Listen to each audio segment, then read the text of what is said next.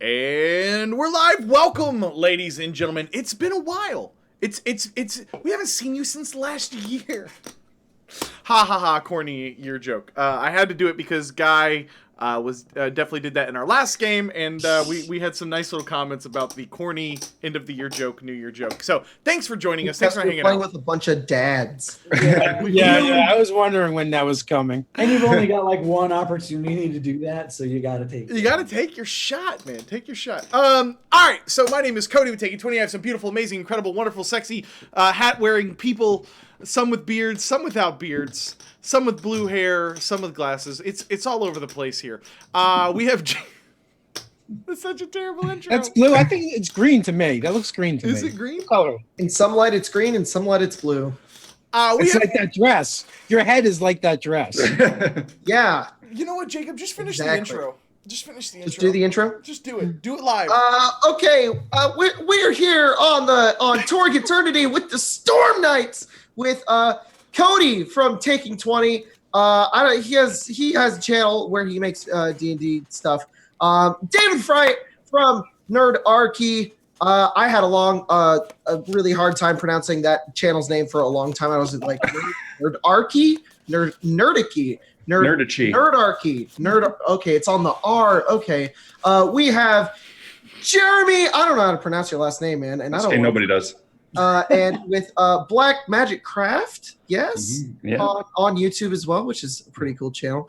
And of course, Daryl Hayhurst, who we talked for about 15-20 minutes about his job and how he writes for Torg Eternity, because that's a really cool job and he needs to make more money. Oh, that is, I never said that. We said that. we said that on your behalf.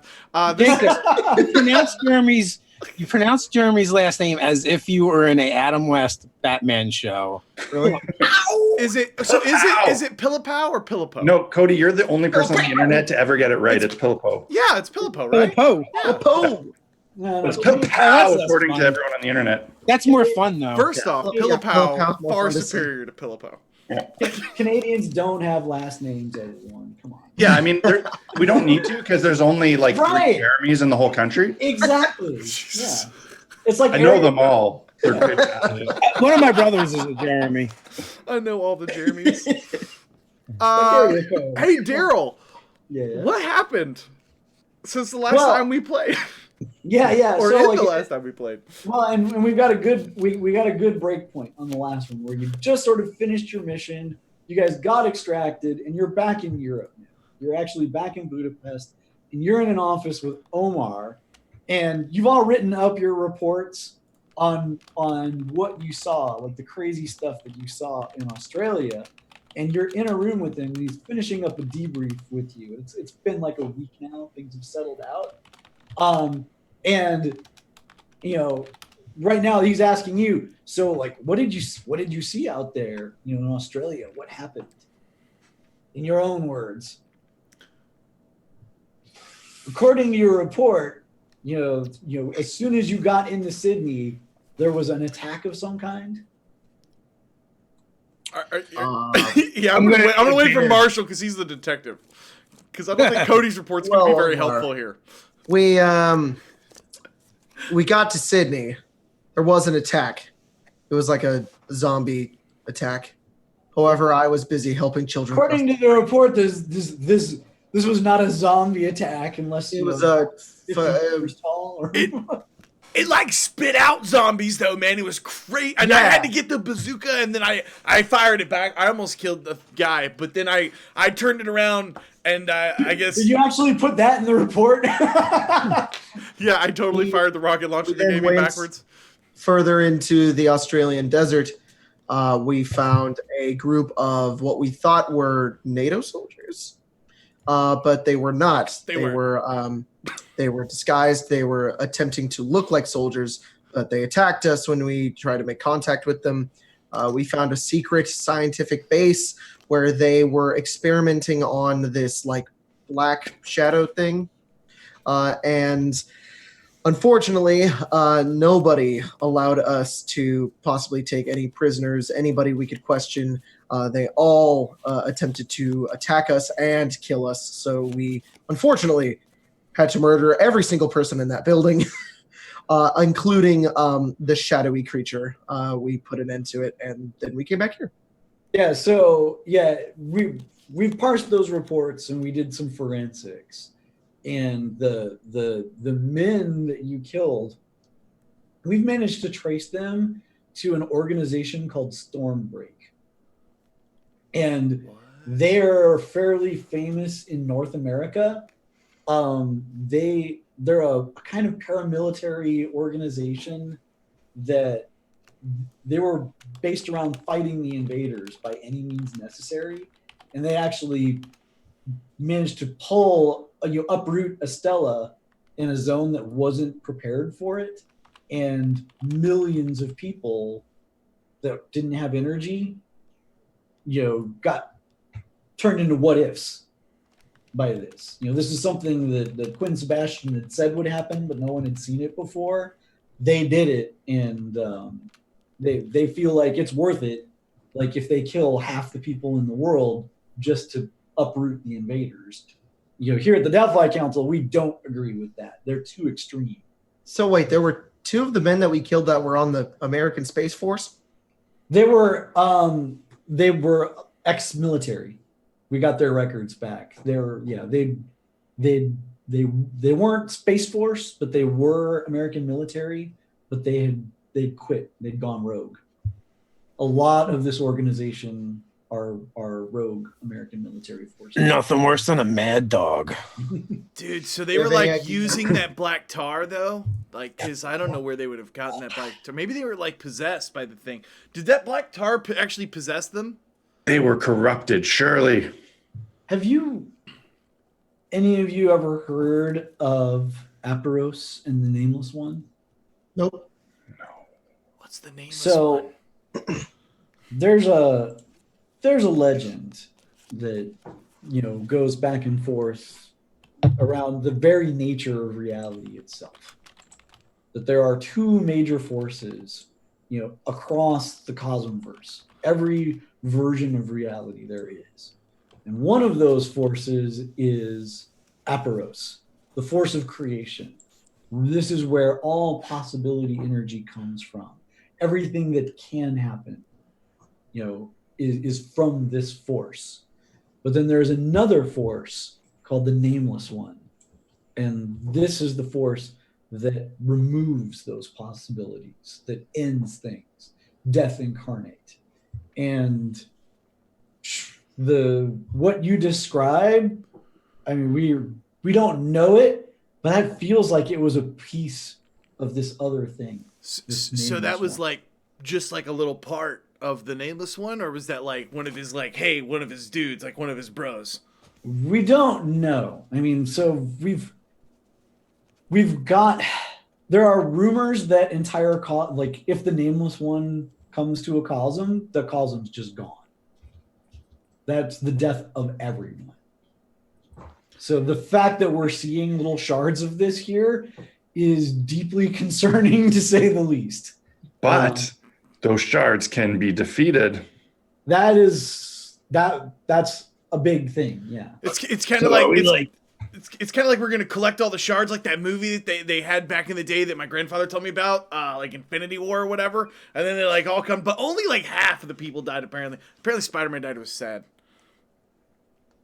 So we have to go around playing whack-a-mole with these things. Is that what I'm hearing? If there are more, So whack-a-mole with what? These shards of the Nameless One. Oh, we need to destroy them? If they appear. So we haven't, I've been talking to Ileana, our psychics, and so far there haven't been any other visions. So we've got other teams checking out meteor impact craters around the world just in case. So far we haven't had any positive hits, but well, laddies, 2 visions, 2 shards. Right. That's why we're on high alert for that. My detective senses are going off, and I have a strange feeling these shards are going to show up. Don't know how. Are you feeling tingly? Yeah. Like right here. Well, and that brings me to another mission, and this is a little bit more personal. So, the psychics have, these Russian that you helped get back from Russia, they've been, vital to this effort. They were not alone in Russia. There is, Ilyana, what she was pulled from, by Thrachin, the techno demon, was a school up there. And we've been talking to her over the last week. And there were 4 other Psis there as powerful as she is, or more powerful. But we didn't even see anybody else there, right? There was just that guy in the cage with her. You guys weren't at the school in Russia. You saw her at the tower that was over in Finland. Oh, Cody, you still have that piece you've been waving around? Wait, what? That Thrachin. Yeah. This right. Right, and he holds up I think it was a finger. Was it a finger or a toe? We were hoping it was. I was hoping it was a finger. Yeah. I was like, God, please let this be a finger. Totally a finger. This is totally my finger of power. That's what I call it. I've never seen That's a finger weirdly like big that. for a finger. Thrachin was, So- Thrachin was a There's a little shower. bulbous on one end.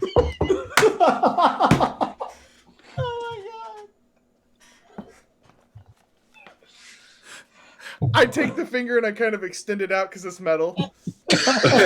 Why does it extend? And a grower. He extends the finger. Gonna give him the finger. Says, please. It's just like his appendix. Welcome back, Omar Daryl. just like, what the Yeah. So yeah, and Omar goes, "Oh, we have bad news about that."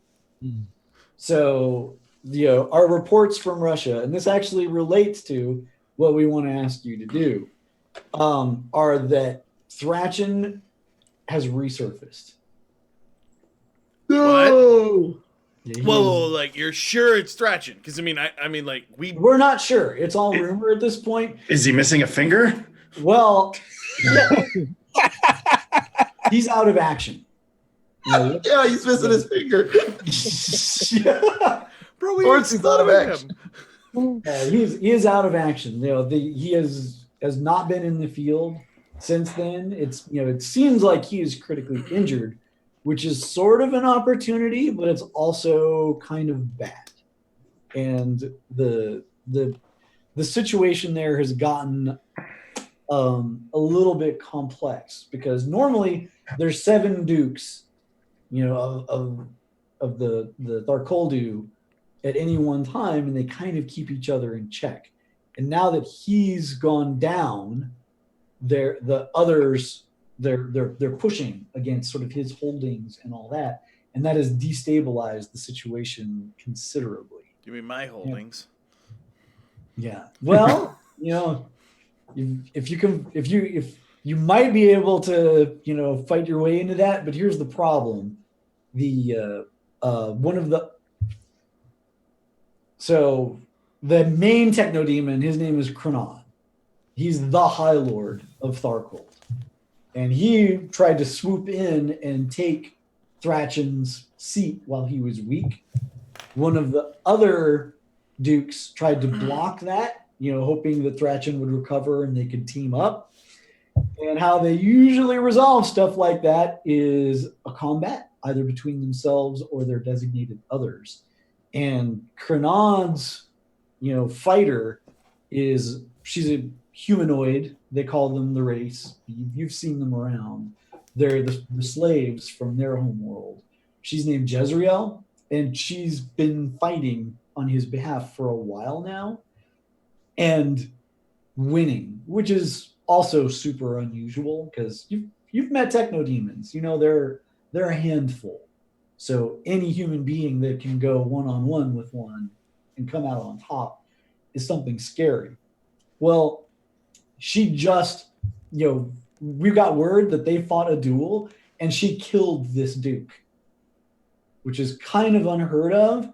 And then she tried to claim his dukedom. which for a slave is a huge no-no. So the whole place is falling apart. It's going crazy while they deal with that. So wait. She's fighting on Crenad's half? Well, Or she on was Thrash's? fighting on she was fighting on Crenad's behalf, but then kind of struck out on her own. But she's like totally like a regular human, like us human. I mean, no offense. Yeah, well, yeah, Blood Tongue. Yeah, well, yeah. I mean, as far as we can tell, the humanoids from Tharkold are humans. They call them the race, but they're human. As far as But she's not from Earth, so she's probably not reasonable. Blood Tongue, it is a little offensive for him to lump us in with the humans. I'm slightly offended. I'm going to need a beer. We smell significantly better. I tell you what. And humans are terrible at growing beards. Dude, I missed wash day. It's fine. Just because I can't lick everywhere like you can. Okay, so are you wanting us to like go and like give her a high five for killing? No, Like I would recommend not engaging with Jezreel. Like this is a brewing civil war situation. Like we're expecting like a total collapse of the situation there, and what we'd like you guys to do is go in and get those psychics out of St. Petersburg before this whole thing goes to hell. And St. Petersburg is I'm sorry, Jasmine is what you said. I'm sorry, I missed it. Is it her territory or is it Thrachen's territory? Because I got a feeling that he's not going to be happy about this. I think they're having a discussion about that right now. Exactly. Yeah. Exactly. I think it's up for debate. Yeah, Magic 8 Ball says it's not really clear. Yeah. Like right now, nothing's Thrachen's territory. He's on the outs because you guys laid him low.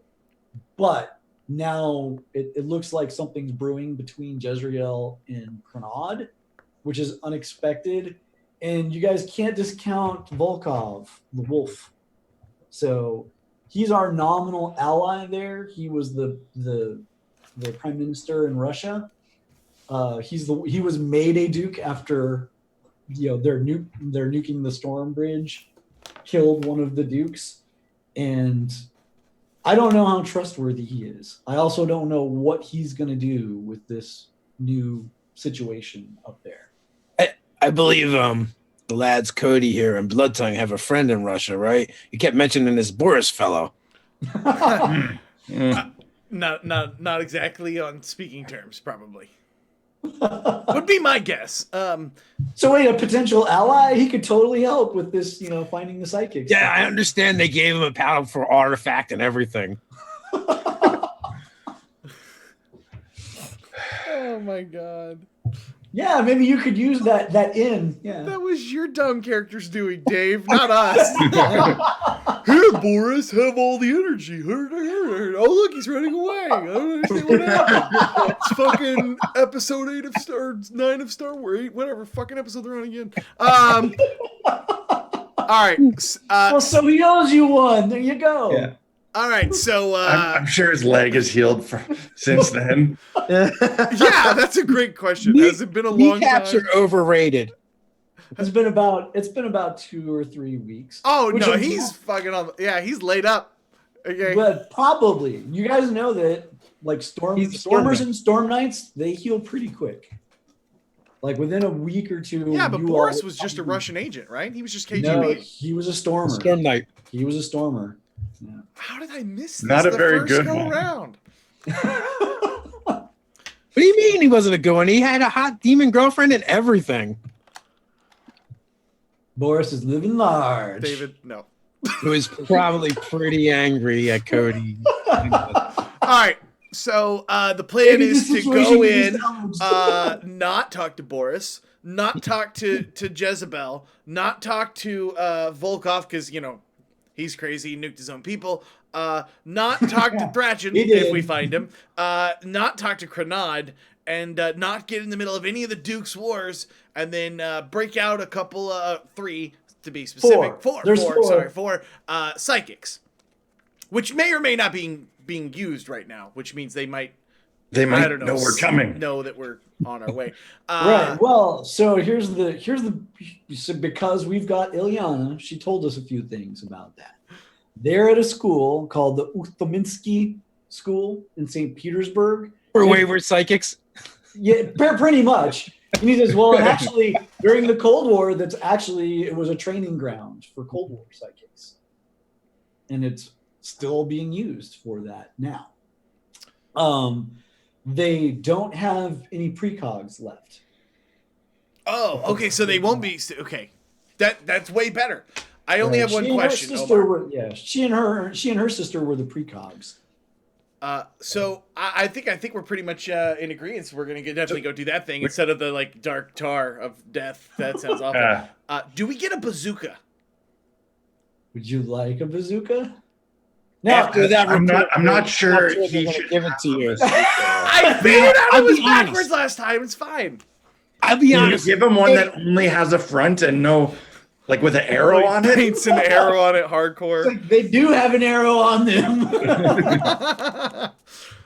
Honestly, I thought Cody did that on purpose. My people, my folks, we have a battle strategy where we launch ourselves at the enemy, and I thought that's what he was trying to do. I had no idea it was a complete accident. He was, counting coup. First shots backwards. Let him I mean, I'm used to working with Lee, and Lee's a very competent human. I didn't know what we're getting into with Cody. Oh, good. I'm glad I'm human. less glad about competent. I'm better than that. I'm competent. So All right. we go in quietly, we kill who we gotta kill, we extract, we get out quietly and kill who we gotta kill. Yeah, sounds easy. Sounds like a plan. Hey, since the situation's super unstable, if you could not shoot bazookas and kill people, like I mean, Cody, listen, Omar. I hear what you're saying, but if you have a bazooka, I'll take it. okay, so this Yeah, is bazooka on a stealth mission. I'm halfway right there with you. You On never this know. mission. You need a distraction. That's what my Well, players right, thought this so week. This is kind of a requisition thing. So go ahead and give me that persuasion, and let's see if you get enough for a bazooka. Need a distraction. Quick. First off, nuke I them. used it to explode a 20-foot shark. What was it? A shark? It was a zombie shark. No, you didn't. You used their rocket launcher that happened to be Yeah. laying around.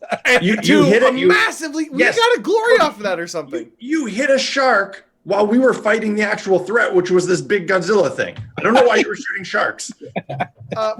First off, go back and rewind the tape. I was amazing in that fight. That's a +1 to my. What am I looking for here? Just Persuasion. Which, if you don't have it, I think you do. I do. Okay, and I believe I've got the +1 bonus to it as well. So that would be a total of a 10. A 10 is not going to be enough for. Do I gotta spin possibilities to get a bazooka? So they're like, all right. So since this is kind of a diplomatic mission, we don't. We're putting a lock on the heavy weapons for this one because we feel like it would. What about a bazooka with a silencer? Daryl, I want to know in Torg in the mechanics here. Can you take 20 on a roll? No, Because I would like to spend my time taking 20. Your channel means nothing, Cody. It's the stupidest thing ever. No one cares about that. I want a Can I just bazooka. not roll? Can I just never roll? I just never want to roll. If you take time, first off, you can wear anybody down. All right. I'm just saying. You're annoying enough. So right, and the way it would work is if it's something that you could just do, you just do it. There's no roll. Okay. Like if, I won't but get a bazooka. the roll is kind of like, well, maybe they've got one on tap, maybe they don't, maybe like well, we don't have one, but you can have mine. Like is the 20. Like, what? You got one? Well, I didn't until just now, but what they do have on offer is there's two easy ways to get into St. Petersburg. And the nice thing about St. Petersburg is it's inside the Russian border, so you'll have to do some kind of customs thing and get through. They'll provide you fake identities, whatever fake identity you guys can dream up, they'll cook that up for you. And you've got a choice. You could take a bus in, because that would have enough seating to get the 4 kids and anyone else you want out. Or a boat. Either one. They'll provide the bus, the boat, and fake IDs. Blood Tongue does not ride in buses. Boat. It's boat. It's boat. We're the Storm Knights. Walk out. Right, and that's where you requisition like a cool painting on the side. We will be taking the boat and not the peasant can. By boat, you mean over water, don't you? I'm sorry. What did you say? Over what? Water. Yeah, I was afraid you were going to say Over that. water? I don't know what that is, but yeah, we'll take the boat. It's my thick dwarven accent. I'm sorry. Yeah. He's a Jersey dwarf. Yeah. So, do they have any snipper riffles or anything like that? Any what? Snipper riffles. Snipper. Oh, a sniper rifle. Yeah. So on a 10, you're going to be able to get something decent, but probably not the anti-material. Didn't we get a sniper rifle in the last Yeah, game we session? have one. It's welded on a bike. No, I don't think so. I think fucking Marshall was like rolling through with the tar. Like he had a high-powered rifle, and he was just like, "Oh, let me just punch things." Let me punch the darkness. Yeah, I mean, so they'll requisition you a 308 or an AK-47 or an M4. I got my guns. I'm good. I'll take a rifle. The 308. Wait. Okay. And Omar, can you tell me anything about this? And Blood Tongue holds up the necklace that he took off a corpse. Yeah, so we've been looking into that, and that is a symbol that we've started seeing in other places, and we're looping it in with something called the Cult of the Void. We don't know. Is it just for show? There's no, just a trinket. Yeah, we don't know. You'd be able to tell, like if it had crazy abilities, but it seems to mark you as part of this Cult of the Void, which is a weird subset, and we don't know why Cult of the Void and Stormbreak would be cooperating in any way. Maybe one's recruiting from the other. So Blood Tongue continues to wear it, but he tucks it underneath just in case it'd be handy later. Cool. But well, let's go to shitty Russia again. Russia. Worst place. I thought the alternative personalities would have been fun. All right, yeah, let's do this. Well, right when you guys have still got to figure out like what are your disguises, because like they know, because you had that dust up with Boris, probably your regular ID is not a good idea. Do we have access to some sort of actual disguise stuff? Like maybe some prosthetics and stuff? Blood Tongue wants to disguise himself as a fucking techno demon. He's lizardy. Oh, there you go. That's pretty cool. Oh my god!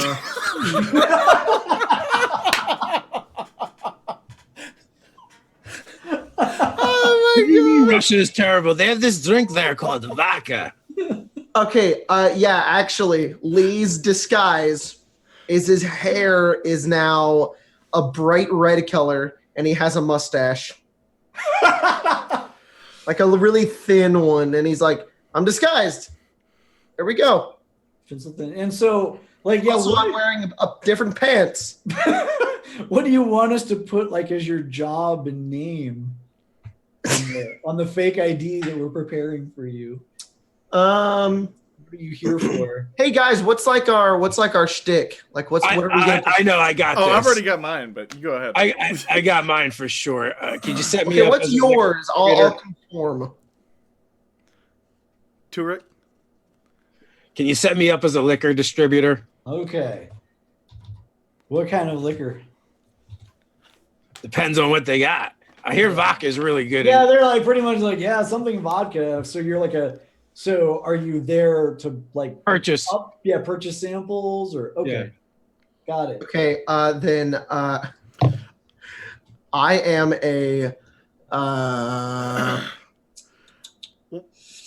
do you want to be my high-paid escort? While he thinks about be that, I will be Bravilian J Billable, and I am going to be I'm gonna be like I'm gonna have a viola case for my sniper rifle, like old school.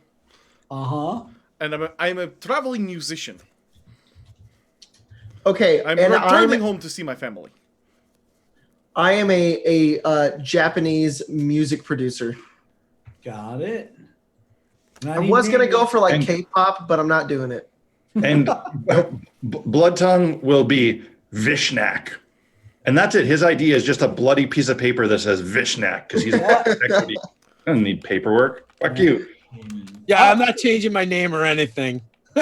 So, yeah, you're just Torg. Okay, got it. We're like Here for the booze. Maybe we should explain the concept of false identity.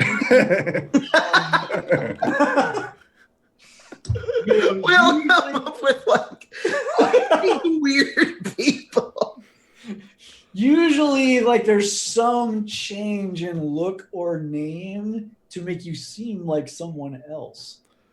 Yeah. I know what you need, and My name's Keith. I'm gonna go over and like dig through the drawers for Omar, and I'm gonna like kind of look, and I'm gonna like. Omar like slaps your hand away from his drawers. He's like, no, and I'm gonna pop out. I'm gonna pop out his lenses for his glasses, and I'm gonna put them on top of Blood Tongue, so he's wearing glasses. Dude, I read this in a comic book once. I think this is totally gonna work. But I'm going to need a sensible pantsuit. And Blood Tongue is like, what are you talking about? He's busy like, gluing pieces of like he like finds Omar's alarm clock and he breaks it. Yeah, and all the stop breaking my stuff. We've got starts wrapping it up. Techno demon. No. Look, just wear the glasses and then slouch a little bit, and then people will totally pretend you're a writer or something. So, here's the Techno Demon disguise. The way it works out is decent.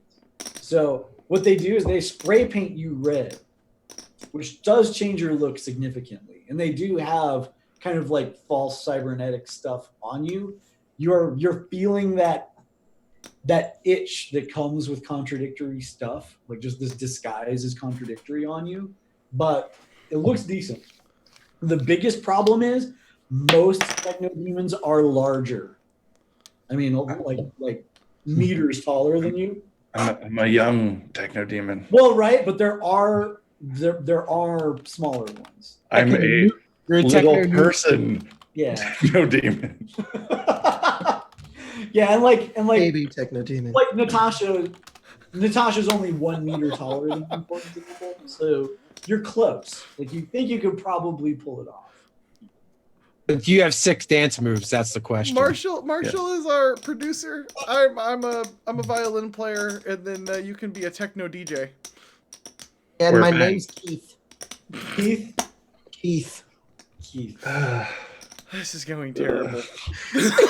It's fine. I've never been to this Russia. Omar, I don't think on my bucket list. Yeah. So like the person literally is like. Trust me, it's gonna work perfectly. It's cool. Like Don't understand. It may look funny now, but this is a sound strategy. Yeah. If we look strange and weird, they'll kind of pay us no mind because no professional group would ever do something this stupid. Right? Yeah. It's smart. No one would They'll be like, "Oh, this is a bunch of weirdos."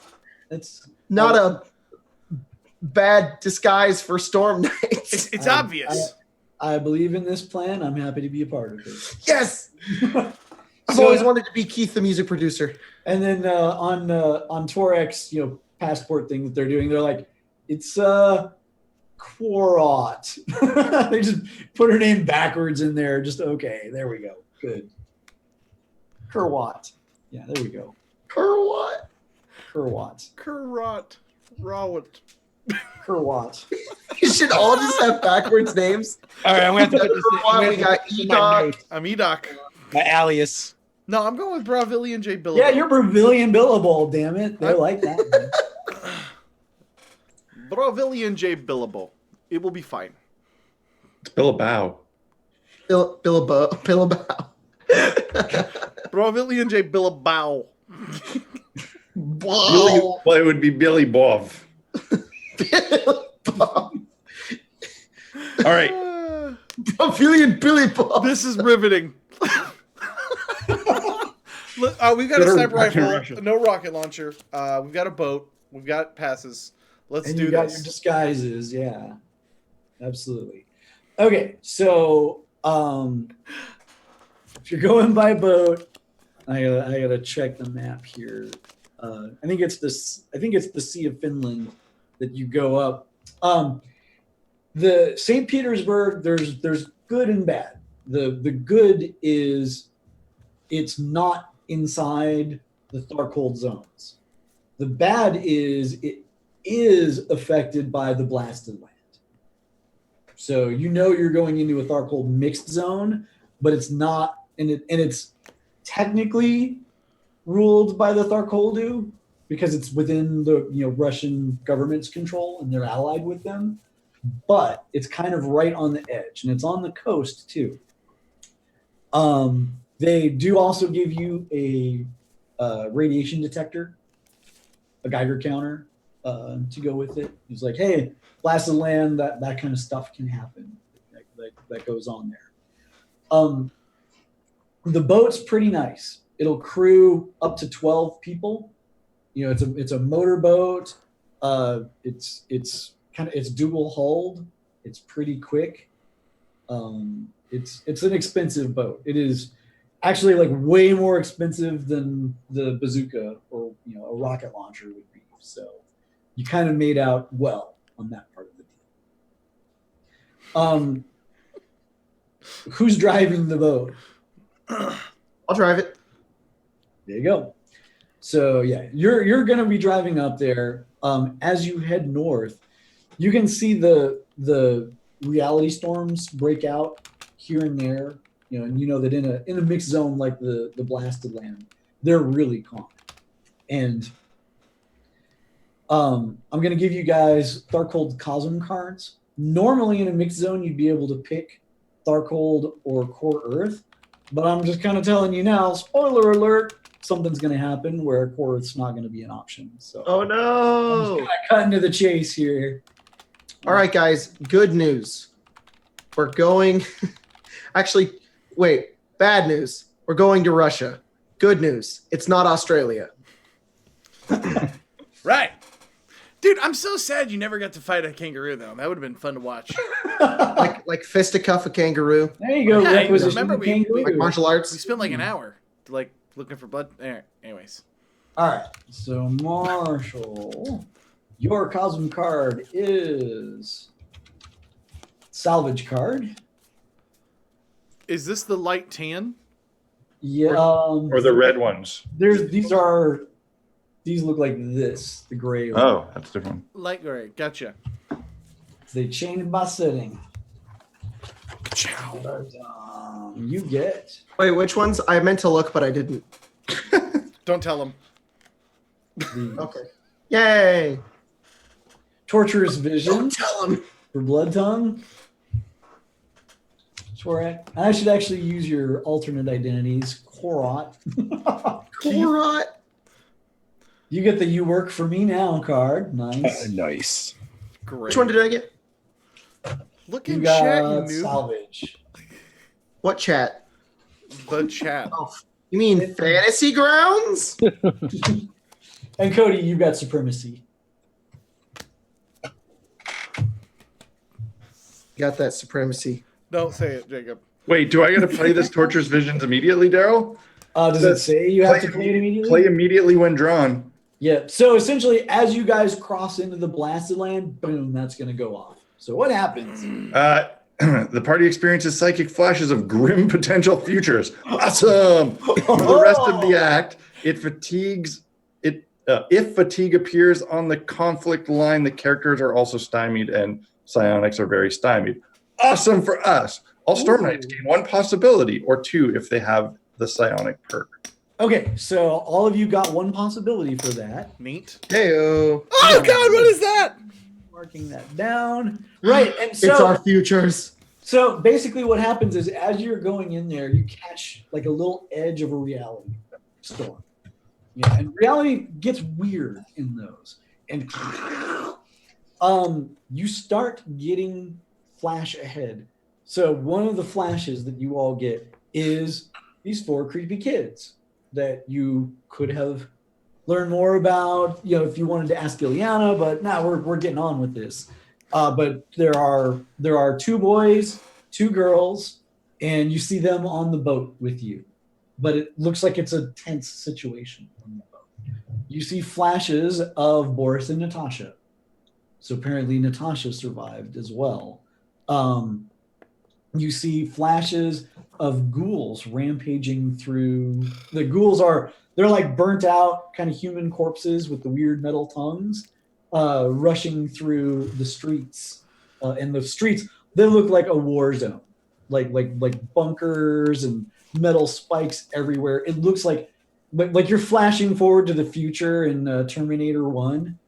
It looks like that. And you're just like, whoa, like stuff goes really bad. I turn and I'm like, I feel like the DM is making us feel bad.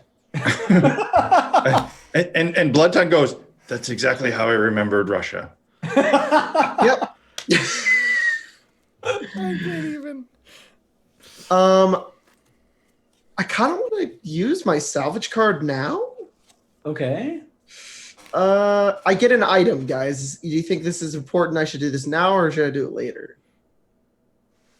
Because if you use it now, the idea is it's on the boat. It's something. Yeah. So how good could what's on the boat be? Or do I want it to be in the place where we're getting the stuff? Let's do it when we I think you get around more cool techno demon shit. That's when you should do it. Yeah, whatever you find on the boat is something that Omar stashed. There's regular drops there. The drops here are super, super lame. You find a packed lunch, cucumber sandwiches with the crust cut off. Well, what'll happen is when he plays it, he makes a roll. And I get the better the roll is, the better the item is, essentially. Can you find a so bazooka like if you on rolled this really boat? good, it could be a bazooka. Did they forget that they accidentally put a bazooka on this boat one time? Right, that's why he wouldn't give it to you, because he's like, you've already got one. I just don't want to ruin the surprise. Who knows? Yeah. It's in a little gift wrap. He's like, for Cody from Omar. And it's like, it's a bazooka. Or you could like roll bad and be like, oh, look, guys, he gave us a flash grenade and a box of food. Pray. Oh, it could be. Oh, you know what? That's not a bad idea to use it now, though. If it 'Cause then makes we get sense, like something. Omar, may have left us something on the boat extra. Yeah, That but I could be could get cool. something really cool in the bad guy base. That you could. Yeah, find I'm something thinking really cool. psychic school. I'll wait till later. Okay, cool. Metagaming.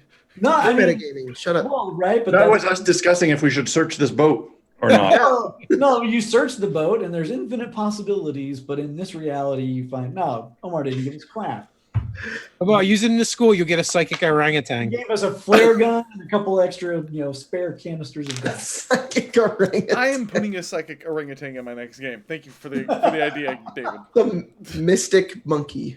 Psychic war orangutan. Ooh. It's almost like you're a game designer, Daryl. God damn it! Such good ideas. Okay, so you guys are heading up. The sea. You end up transitioning into the Neva River, which goes through St. Petersburg itself. The nice thing is you get to avoid most customs. You're just gonna have to find a dock that you can dock in, and then pay someone and fast talk them into letting you dock there, essentially. As you're going up the river, you see a couple of things. One thing that is very obvious, even from the river, St. Petersburg has a very distinctive skyline. It's been the same for a couple hundred years. On the edges of it is something fairly recent. It finished within the last couple of years. It is the Lakhta Center, and it's a skyscraper with a spire. It is 87 stories tall. It is the tallest building in Europe. And so, it stands out. as you drive there. And of course, like lightning is striking it from a reality storm as you look up there. And it looks a little bit creepy compared to the rest of the skyline. That's just how it is. Also along the river, you see the very distinctive Peter and Paul Cathedral and Fortress on an island that are out there.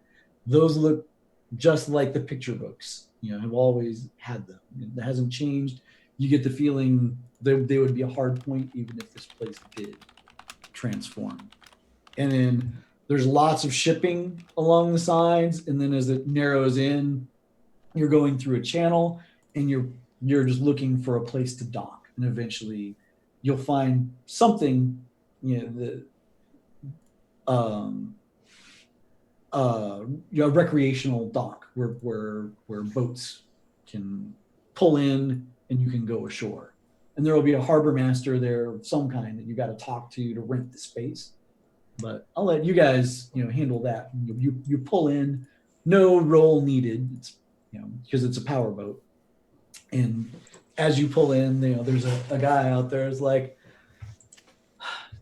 name, and let's register you for where you're landing. And he gives you a Hi, I'm Keith. Keith. Keith. Do you have a last name, Keith? That's an odd hesitation. Yes. His name is Keith It's Stone. more of a stage name. Got it. My true name is, well, I don't want to get involved with the wrong people. I just go by Keith. Got It's kind of like Cher. Yeah. Keith. Okay. He is the worst manager you have ever Do you seen. want to have a last name to put down? No, that's fine. Is this guy just like very important business to get to? So excuse me. And this guy just like a regular? He is. He's civilian? just like a dude. Like a. Blood Tongue walks up to him and like Dude bumps with chest. Blood Tongue storms up, bumps chest with him, looks him in the eye, and goes, "Human, we don't have time for your nonsense. Get out of the way and tend to our boat." Go ahead and roll me and intimidate. I'm just a dude. Let's see how intimidating this is. I'm This is just gonna a be- dude. It's 10. Okay, so like he's like, oh my god, he like runs. Good. He like drops his clipboard that just has Keith written on it and just runs. I don't think he's going to take care of our boat now, laddie. That's fine. Didn't much like him. There's nothing on it. It just says. He sits back. That's fine. We're going to need the boat on the way back, according to that vision thingy, when we come back with the creepy psychic kids. I don't see anyone around here to steal our boat. I don't see any. And so there's a lot of people around. It's just that on this section of the dock, I mean, it's for people that have boats here and the people that run it. But I look over at Turek and I say, well, I'm supposed to be the talent, and he's the manager, and he's a detective demon, so, you want to tie up the boat, Turek? I give Cody a sour look, and I begin tying up the boat. I mean, All right, I am so- in character. I'm actually going to be super mean here, and I'm going to make you roll water vehicles based on mind. Oh no. It's going to be very easy. Can I have some kind of disadvantage because I the think mind that to reach water the vehicles based on mind is disadvantage enough. The That's dude's like, disadvantage enough. well, I'm already fucking you hard. I don't need to. So yeah, like, exactly. all right, well, it's a decent roll. You're okay. So but you tie knots, and you're like, well, we'll tie it on here. I'm sure if there's, so 12. 12. That's great. Like that, that's even a good result because it's very easy. You're just trying to like tie it on the place. You're pretty sure it's secured. I mean, there might be an issue if there's a storm or something, but whatever. Can It's not gonna wash away like it might. If this was done by dwarves, Oh, there there would be chains. What's with this rope? Right, and there's an anchor aboard, and you drop the anchor. You do all that stuff. Yeah, I tie the boat up with the anchor. there you go. Yeah, Are you supposed to anchor a boat after you tie it down to a dock? I don't know. That's what water vehicles for. Heck if I know, laddie. I would have much rather. You literally just blew my mind for a I'm second. picturing like Torg actually taking the chain anchor and using that to tie it. That's what she did. That's what she said she did. Yeah. Yeah. But I mean, She's beating the anchor into the dock. Yeah, it's just like hammering it in. It's right. Like there's like a couple other people like coming up now, and they've got those like same hats. And they're like looking like really concerned. Four fucking weirdos just hammering an anchor into the top. Yeah. Right. Yeah. I crossed my arms in front of my chest. Now look what you did, laddie. I've got grease all over my sensible pantsuit. And How am I supposed to do business like this? Bloodtongue looks at these people that are mulling a boat and says, "This boat is property of Krenan. Anybody that touches it dies, and it will be painful." They like just turn and leave. Like I'm not even gonna make you roll. They're like walking up, like really concerned. And then, like one of them's got like a stick, and they're like, and you say that, and they just 180 right back away. Perfect. We're a great team. Yeah, that's way better than the glasses. He's still wearing the glasses. Dude, also.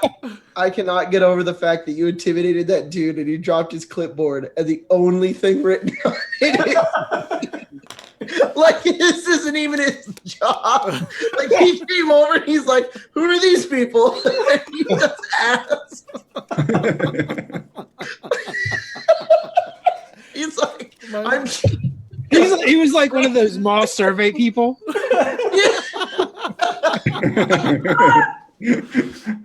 Welcome to Russia. He's on our boat now. I can't play anymore. So, I think you as the techno demon need to lead us. This seems to be working as well. I'm gonna play my idea card to get an indication as to where to go to find the school. Okay, so it's actually something you could have looked up before, and I'm saying since you're playing the idea card, you guys looked it up before, so okay. you've got it on a map. It's an older building. It's in the older section of town. It's a little bit of a hike from here, but you can walk there, and you kind of know that probably when you were kind of discussing the mission before, that the most difficult thing, you're pretty confident in your own abilities to break in and do whatever. You think the hardest part is actually going to be convincing the psychics to go with you, because they might be like, "Yes, let's go," or they might be like, "I don't know." Do we know from Omar and from like the other psychics I've talked to if they are kind of like being held against their will? It's gray, right? Like, or is this just like this is the only existence they've ever known? That's kind of it. Like they've pretty much been raised here, and it varies from individual to individual. So we'll backtrack a little bit and say like Ileana told you a little bit about them. She knows Dimitri is the oldest, and he's friendly. He's a telepath, and she doesn't really know how he feels about the school. Alexei is a telekinetic. He is very patriotic. She thinks she'll have the most trouble with him. Like he is always talking about how much he likes Volkov, the wolf, and, how he believes in the future that Russia is going towards. So they're like, all right, he might not want to go, and who knows how it's going to go down. Marina is the oldest girl. She's about 17, and she kind of spooked Ileana. She's creepy to her. She didn't really like Marina and doesn't really know where she stands on it.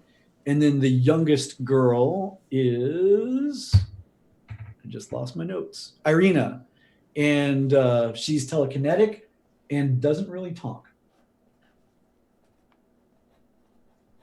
But now the other people that she talked about is there's the headmaster Orlov. He's GRU, and they're basically secret police and special forces. He ran this place since the 80s, and she does not like him. She's like, watch out for him, avoid him if you can. But I mean, you're probably gonna have to talk to him if you want to talk to the students. I mean, if you want to just blow a hole in the wall, that's a way to get past him. But if you want to talk your way past him, it's gonna be hard. Their most notable instructor was Miss Primakova, and she's a former graduate of the school. So she's the one that was teaching them psi and is psychic herself. And there are guards. She knows of there's usually 20 people around, and they're led by Captain Chersky. And he's ex-special forces. He's special forces, essentially. And she notes that all of them had psychic powers before the invasion. It's just that after things changed, they got much more powerful. Okay. So is this a building that we can just approach? You can. So it's just like a museum or any building, in the area. Getting inside, there's actually guards at the door now, especially as things have gotten, rougher, in Russia. It's under guard now. Normally it would have just had a do not enter and, maybe a little business lobby that they turn people away from. Now, there are actual guards that you'd have to either talk your way through or perhaps have a disguise that would give you a reason to go inside. This is not the big tall building you were talking about, correct? No, that's a skyscraper that is mostly notable for its height, and it's farther on the outside of town, and it's just something about it struck you. It's different from the rest of the skyline, and sometimes tall buildings draw things, be they winged demons. I think we should have probably just asked for a parasail or something, man. We could have just climbed up that big building, jumped off, and then boom, we're on top of it. Who needs a boat? What are you talking about? Maybe we can come in from beneath. I say we just walk right down the street, right towards this school. Oh, yeah. Okay. I will lead, you will follow, and nothing will seem out of the ordinary. Just some more basic humans following their techno-demon lord. I agree with that. I don't think we need to overcomplicate anything. Yeah, just walk casual, everyone. Walk casual. But I have the sniper rifle. Do they have metal detectors here in Russia still? Look around. Anybody see any metal detectors? I mean, why? I would think so. Well, they've got armed guards out front, so I mean, the fact that you're carrying a sniper rifle, they don't really need metal detectors for that. It's not like you. It's in a cello case. It's in a cello case. Or cello case. Oh, yeah. right. You're right. Because I'm a musician. Yeah. Maybe you play metal. I'm not worried about getting there. I'm worried about what we do once we get there. Tell them when it goes off. It's because I play metal. So let's go ahead and just walk straight there. All right. Yeah, you guys are walking straight there. I mean, and the crowds just part around. Yeah. They just do. Bloodtongue intentionally walks a few paces ahead of the other three to make it seem like he's more important. Yeah. As you're moving about the streets, there's a couple of things that are interesting that you notice here. There's newspapers sort of all around that you can see inside containers and all that. And they've got pictures of birds on them. And there's headlines in Russia, but none of you can read Russian, as I recall. I mean, but it's everything's talking about birds everywhere. Bloodtongue stops and he grabs a weak-looking human, grabs him by the throat, the scruff of the shirt, points at the newspaper. What does this say? Oh, it's a warning. It says if you see birds flocking away from an area, it means that probably a reality storm is going to hit there, and people should evacuate that block. That's smart. Thank you. And he pushes them away and keeps walking. I immediately look up to see if there's any birds around. So there are nothing's crazy right now. But yeah, you'd know you guys can actually weather a reality storm pretty decently, but ordinary people get jacked up in that. But they've discovered. So what you're saying is that'd be the perfect time to strike. Yeah, well, so it's true actually, and animals like have a feel for that, and they all like get out, and as long as the people get out too. I'll carry this giant duffel bag with me. Yeah. It's my suit of armor and axe. Right. Oh, wow. So you're actually not armored right now. No, I'm in That a is sensible pantsuit. Your sensible pantsuit. That is awesome. You fit in surprisingly well. The other thing that you're seeing as you're walking down the street is every couple of blocks you'll actually see a city worker with a Geiger counter, just like moving around and checking stuff out. We have our Geiger counters, right? Like calling in. Yeah, we have one. You do. You actually do. But yeah, you can see them like checking around and occasionally like talking on a little radio, closed circuit. I thought they were talking into their Geiger counters. Yeah, well, when Bloodtongue sees this, he looks at Marshall. He's like, use our walkie-talkie, and he points at the Geiger. Hello.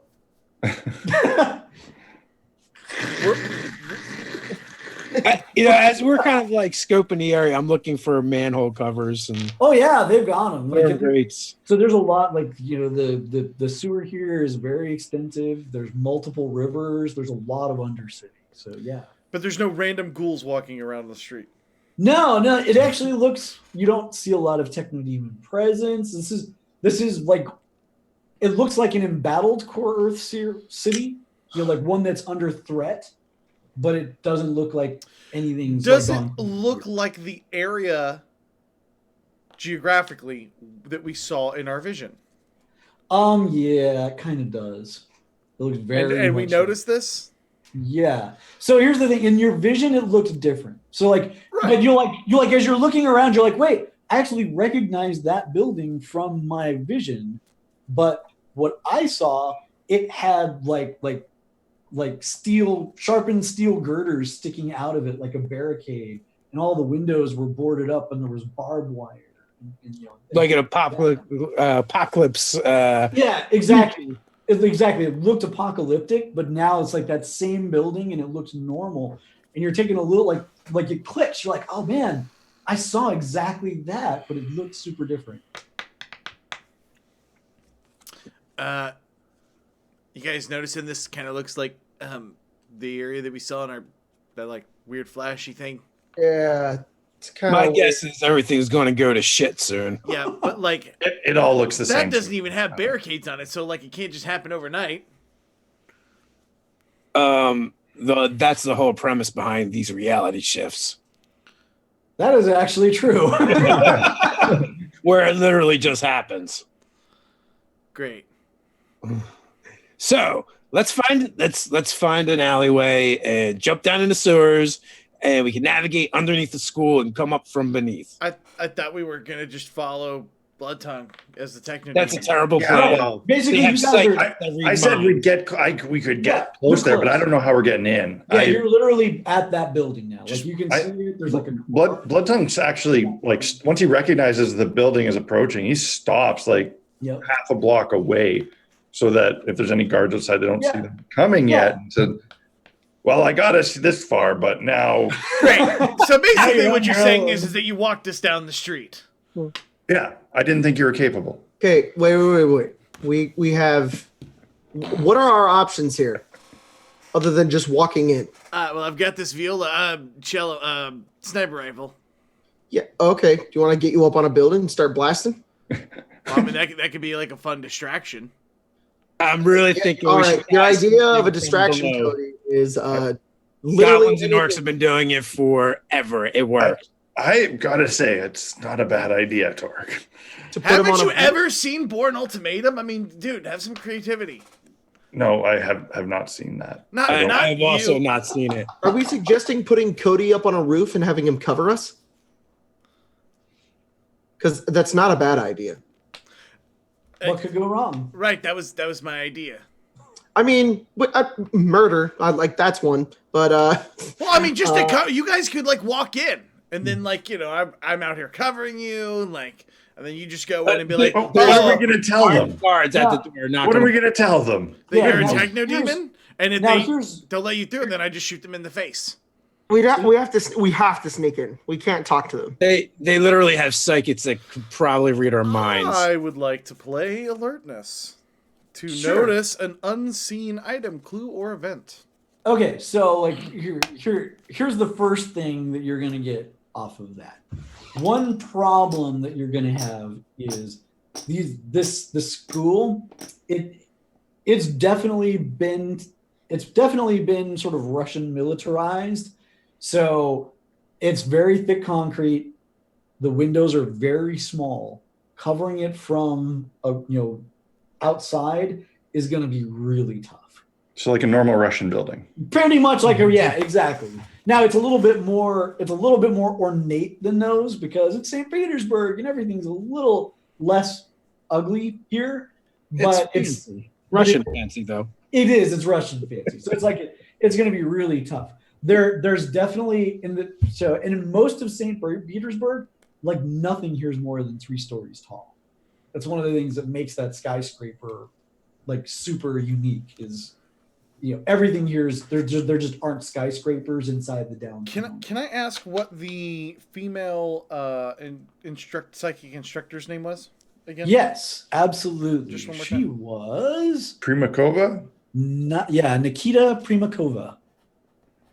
She's a former graduate here, from this particular school. So, you also notice there are manhole covers. You could probably get in through the sewer. I like that idea. Why don't we try to get in through the sewers? The downside is they're sewers. I mean, if they're not going to be like movie sewers. They're going to be like sewers. So, and you also I worked in that industry for a while. Yeah, exactly. You're gonna be like, this is never plan A. It's the sewer. Is there like a storm drain sewer versus a poo sewer? Yeah, a storm drain. Only in Canada, not in Russia. Yeah, that's true. Yeah. So there are like delivery areas in the back. They've got guards as well. There's multiple buildings here, and you can tell that the other buildings around are also military buildings or GRU. Essentially. So there's a lot of sort of government personnel in this area. Is this a freestanding building, or is it like a row of buildings on that block that are all joined together? They're not. Yeah, there's a bunch of buildings here, but they're not joined. Okay. The way I see it is we can... And the other buildings on this block are also government buildings. So this one might be the easiest one to... We are going to have to verbally trick them. There is no other possibility. There's no way we're going to be able to take this by force. It's militarized. I feel like by force is a pretty good option. I just don't know. You guys are tough. Once we get inside, though. Yeah. It would be nice to have less attention on it going down. We're the Storm Knights. We're going to come in on our storm boat during a storm and go in the storm and retrieve the storm. What if we just went up and we just said, "Hey, we're the secret assassins here for a training session with Nikita Primakova." I've got a sniper rifle. We could just say that one of us is showing signs of being psychic, and then the techno demon's here to drop them off. I mean, I can pretend to be psychic just to get through the gates. And then, or we just tell them that we're here on, like, because this is disputed territory, right? And right. It's all confusing. Krenon is like one of the big bad dudes. We just say we're with him. And we have Krenon. We have business. If our cover blows, we just have to book it. I kind of feel like you guys don't understand what psychic means. Oh God! Listen, we have an old dwarven saying. It goes like this: "Don't lie to a psychic." It's a good saying. Yeah, but I don't want to go to the sewers. Stop being a little bitch and let's go through the sewers. I mean, or we could try and get a delivery van, and then we jump out of the delivery van and knock out. Yeah, let's go throw the kids in the back of a van. No matter what, we just need to get inside the building, and then at that point, if we want to take it by force, we can take it by force. I don't understand why you need to go through the sewers to basically go down to nowhere. It's not like there's going to be a pipe from the sewers up into the building. There will. That's how sewers work. Yeah, a pipe, not like a not like a manhole pipe. It's been militarized. You think they're just gonna be like, oh, we'll just leave this nice big thing for the Ninja Turtle. I know you don't know what that means, but we're just gonna leave this here. I'm a dwarf. We'll cut a hole into the basement. You could. I mean, probably you've got the power to be able to cut down in there if you know where the pipes are. All right. Well, I just Tom like Cruise it that up more then. because then we don't alert anybody. Okay. Or what if Just we do remember both the plans? He's People the are techno starting demon, to stare while you and guys- gather. We need to do Like something. literally everyone on the street is like they will not look at you. Why don't we just do both plans? You We guys just go go into the around basement, and the techno demon can drop me off, and we can approach it from both sides. Double whammy. So who's going in the sewer? Me and Torg? I think, Yeah, I okay. think you should come with me. And then I whisper, they're probably going to get murdered. That's very true. So, all right, Cody, this is it. My name is Bravilian J. Billable. We must stay in and character. I'm delivering you. You are a newly found psychic ability dude. Or what if one of my family members is showing psychic symptoms and I'm here to be tested? That way Torg and I are already I may walking not towards be. Stormbrain. That's way smarter. That is way smarter. Okay, cool. So 2 of you are going to go down in The manhole. around. Yeah, we're gonna split the party. No, and that's great. Honestly, Great I'm idea. totally fine with splitting the party. It's much easier for me to kill you. Yay! Yay! Love to hear gearing up before going in. Oh, this is so bad. As I'm like gearing up, I turn to Lee, Keith. I'm like, yeah, someone's gonna read their mind. They're gonna figure out they're lying. Then they're gonna start the shooting and the screaming. Cool. No, that's great. So and so you guys, those of you that went down in the sewers, you've got time. Yeah, you're armored up. You got your weapons out. You're ready to rock. And then the other two, you're going into the lobby. And I love your cover story, by the way. I think that's great. And we'll go through that in a moment. There's also like a little quick cutaway. We'll do like a meanwhile. Meanwhile, In the villain's lair. well, yeah, like earlier on, there's like this like traumatized guy. There was the guy with the clipboard at the dock. Oh no! Clear it off, and you can see him he's just rattling words off in Russian, and he's all freaked out. And then the two other guys that ran are also giving stories, and there's just a Russian guy writing all this down and calling on the phone. All they keep saying is Keith over and over again. So Cher. So let's jump back in. Boop. Now we'll start with the sewer first. It's a sewer.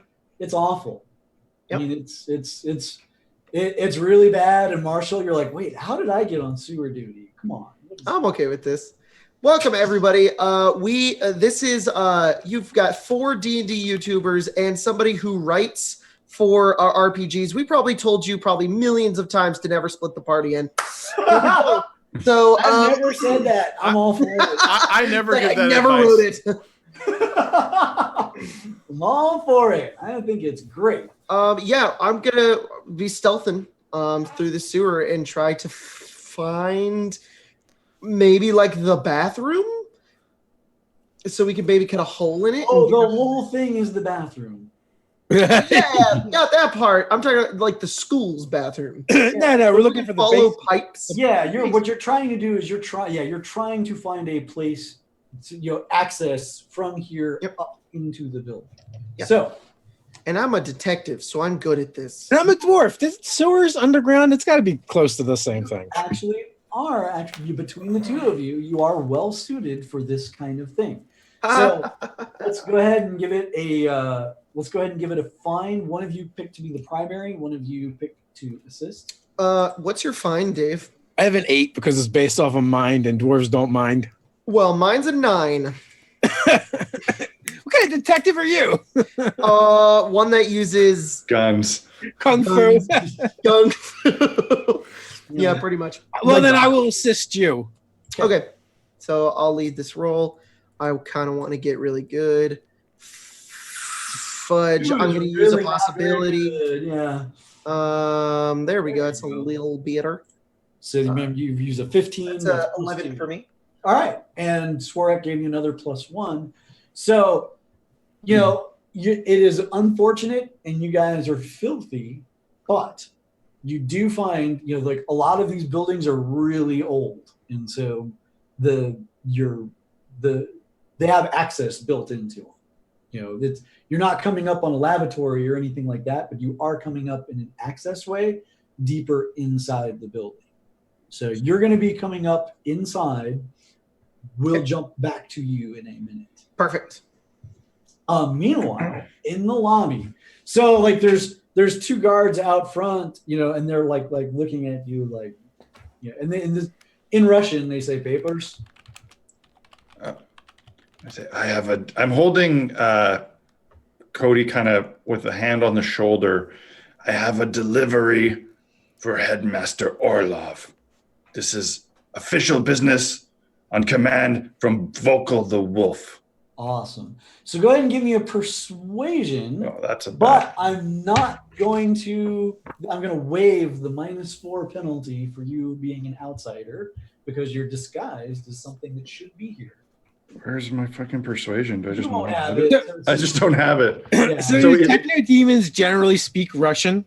Actually, no. Oh, that helps. Why he's not. Oh, and it explodes. Wait. So what's the base stat for charisma? Charisma? Okay. We're gonna be fine. So, so that's a 6. I'm gonna spend a possibility on this one because I got a couple. There we go. That's like 31. 31. So that's 10. So it's 16. Yeah. So they buy it. They're like, they like step back. They let you in through the door, and they're inside. Like there's a kind of functionary in the lobby. Before we pass though, I turn to one of these guards and say, "Keep an eye on the streets. There are storm knights about, and we may have been followed." Okay. They are on alert. They're gonna find our friends. Please. Like, and literally, like as you're walking in, like one does like go on his radio and says, "There's reports that there are storm knights about. Be on." Fuck! Check the plumbing. Check the plumbing. I said the street. You know what? I'm giving you a possibility for screwing over your friends. Good. I'll need that so that I don't die while they're dying. You know what, Jeremy? We're the 2 OG characters. We're gonna make it. We're gonna make it. Last one standing. Hashtag. So, like, there's a functionary inside. Like, and at first he looks up like he's gonna be like, bored. Sees like the kind of techno demon thing, and like boom, like you can see him like kind of straightening up, and he's like, "This is a surprise." Well, yes, these sorts of things, you can't communicate safely. I have a delivery for the headmaster. We have a freshly found potential psychic. Oh, yes. One moment, please. Sorry. You see him like rushing. He's like picking up his phone. It's within a minute. A man, he's kind of older, like really thin and hawkish, comes out, and there's a woman with him, and she's kind of dressed like that super high end school marm type thing, like very conservatively, like buttoned up, and they come in, and he introduces himself. He's Headmaster Orlov. This is my head instructor, Nikita Primakova. You say you have a potential new student for us? This human has been showing signs, abilities, and I've been instructed by the wolf to bring him here for observation. Okay. So what's great is you mentioning Volkov kind of sells this. Like, you don't even have to roll. Like, if you'd said Krenov, they'd have been like, well, that's really weird. But you said the wolf, Volkov, and now they're like, okay. Like, so they're like, all right, we'll get him tested. Are you to wait while we're testing him? I am also under strict instruction to stay here for the monitoring. Okay, so they're like, we understand. And they start taking you guys back into a deeper room. Meanwhile, back, like downstairs, where you guys have come up, in a sort of sub-basement in the area. Your biggest problem is this area. It's got a steel bolted door. You're in sort of the building's sump area, and there's pipes that go through, and there's like wiring and equipment, but you're walled off inside. There's the steel door, and when you test it, it's like, oh man, it's locked from the outside. Only a maintenance worker would open it up from out. Can I try to lockpick it? The problem is there's no lock within reach to pick. Okay. You can a window on it? There's no window. Like, this is just a stone room with a metal door. Or we might have to try to make a distraction to get somebody to come down here. That would be one way to do it. I mean, you could probably, with a little bit of time and effort, take the door apart. The hinges are on the inside with you. What do you, Torg, do you think you have any ideas on how to make a ruckus? That was my idea of where are the hinges. Can I just try and force it? I'm wearing power armor. Yeah, so you're strong enough, you might be able to just bash through it. I mean, that kind of thing will make noise, and it's definitely going to leave something obvious. For drawing someone down there, I mean, you've got essentially all these power and pipes. Like, if you just shut something off or broke something. Oh, there's a thing. Like, I could just yeah. There's like this is. I'm like, Torg, don't break the door down, Torg.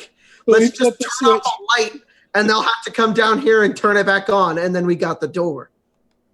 Perfect. Let's kill the main power. And then the maintenance workers, and I load my gun, my silenced Glock, and then I just go to the wall, and I'll turn off 4 boards. Just there's usually one that's the main, just at the main. Oh yeah, why am I just turn off the main? Ooh, great. Okay. And then I'm going to get up by the door with my back up against it. So as soon as it opens, I want to keep it open. Great. So meanwhile, back upstairs. Nikita's got a bunch of cards, and they've got you sitting at a desk, Cody, and she's like, "What was your name?" My name is Timothy. That's Timothy. At least the name I go by in the States. From the States? What are you doing in Russia, Timothy? Well, my father, Zuyev, was a part of the VDV many years ago, and I have been training for certain things over in the States. Of course, that was that was before, and I kind of point around and point at the Techno Demon. Okay, go ahead and give me what's called a willpower roll. And this is going to be and in this particular case, you're rolling mind and adding any ranks of willpower. I don't think any of you have any. So basically, just give me a mind roll. Chow! Ooh, nice. Chow! Nice. 28. So that is a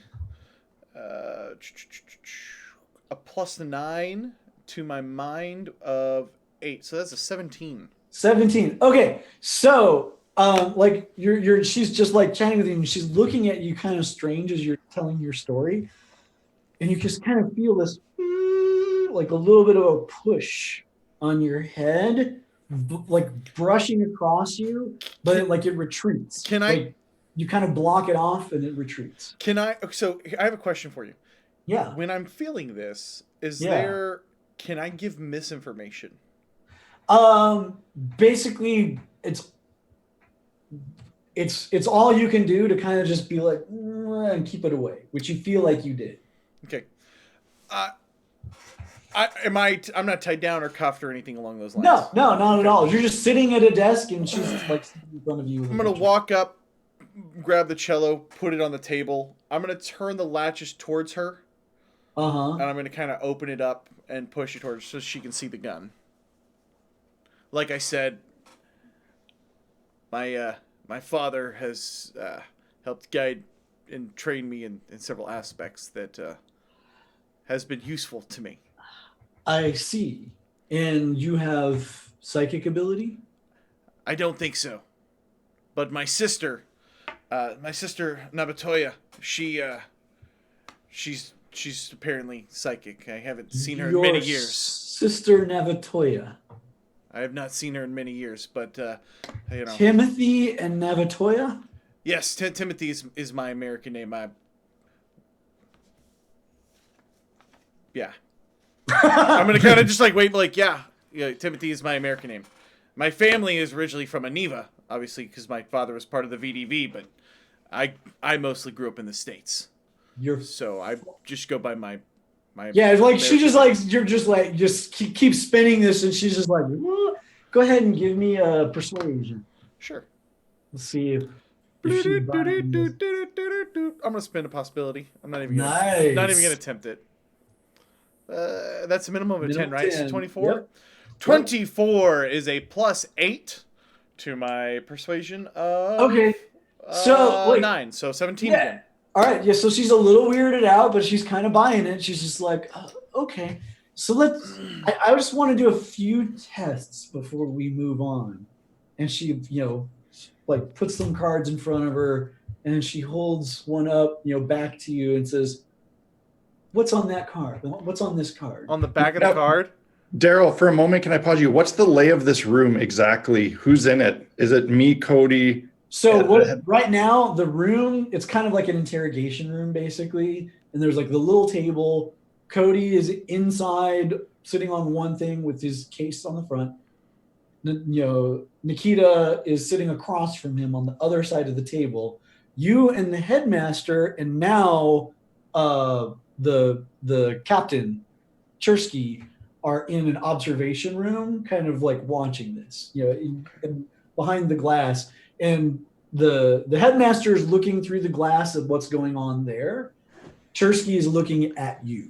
So Cody, he would not be able to see me then, right? I'm assuming is it one-way glass or can he see me? Yeah, it's one-way glass. I do have another question. Am I still armed?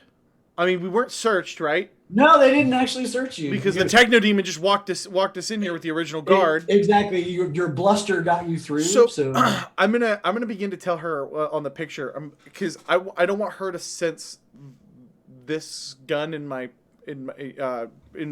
back of behind my jacket and tucked in my back of my pants.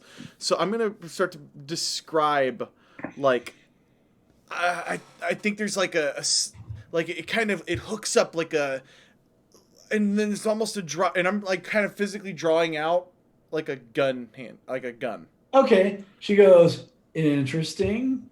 Pulls another card. What's on this card? So, I'm not really feeling much on this one. Maybe, I don't know. It kind of pulls and hooks over to the right side, but then I feel like is there like a swoop down at the left, almost like the object might have like a tail. Okay, what's on this card? And meanwhile, on the other side of the glass, Blood Tongue, like the first one's like a square, the second one's like a triangle. The Ace of Hearts. Right. So, and Blood Tongue turns to the two in the room with him and says, sometimes visions run much deeper than what is shown on the cards. Yeah, and the headmaster looks like he's thinking about that, like, interesting. Yeah, and Cherney's just like, you can like just hear him like cocking. So here's what I'm gonna start shaking. I'm gonna start like, what are you doing? Okay, and like right when you do that, the power goes out. Nice. Meanwhile, oh my god. Yes. Meanwhile, downstairs, so you kind of hear like like the latching, unlatching of this door, like, and it swings open. There's like a maintenance dude, like walks in. So far has not noticed. Get up right behind him, and I'm gonna pistol whip him. Bam! No roll needed. You just boom, down he goes. I'm so glad you didn't just murder him. I was thinking this guy Pistol whip him, and I say, "Lights out," and then I go over to the door, and I put on my sunglasses, and then I'm like, "It's too dark," and then I take them off. I turn the lights back on. Okay. And then you guys hear gunfire. What? What the fuck? What? And I run through the door, and I run up, and I'm running with my gun. Okay. And Torg, what are you doing? You shoulder my axe and follow him. Do you think Cody's dead yet? You think it was him? Well, I feel like they just walked into a building full of psychics that are gonna write. Oh yeah, true. We thought they would die. Yeah, they're probably dead. Right. So meanwhile, back in the booth, when the lights go out, Cherney, he's drawn. He's drawing on you right now, Bloodtongue. What do you do? As soon as the lights, Bloodtongue probably would not be aware of that, but he was getting tense. And as soon as the lights go out, he would quickly make a grab for the captain. Awesome. His first instinct would have instantly to spin around, maybe unbalance him with his tail and pull him around and like that. And it looks like he has a similar instinct, which is why he's drawn. So yeah, stab his neck, bro. We'll go ahead and flip the card and see who goes first. So he's going to get a shot off before you grab him, but there's a setback for him. We'll figure that out in just a moment. Oh, so let's go ahead and have him take his shot. Pew, pew. No, so the setback's really easy. Yes. Setback's really easy. He draws his gun as the lights go out. He fires, and the bullet actually ricochets off like a little fake piece of Techno Demon. Of Techno Demon stuff, and it like right through the forehead of the headmaster. Spaff.